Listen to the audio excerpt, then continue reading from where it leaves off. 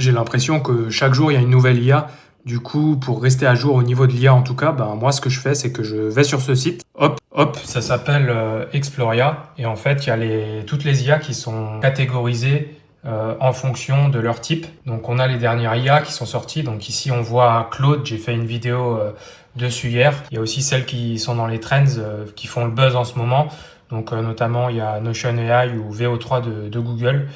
On a les IA qui sont des agents, celles qui génèrent des images, celles qui écrivent du code, celles qui gèrent le SEO, des assistants perso. Bon, là, c'est du basique.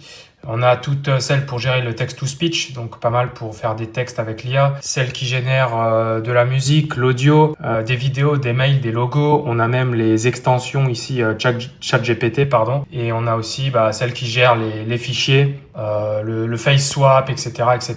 Donc tout ça, c'est actualisé au jour le jour. Donc c'est vraiment ultra complet et fraîche. Et s'il y en a une qui sort, en fait, vous pouvez être sûr qu'elle est là dans la journée.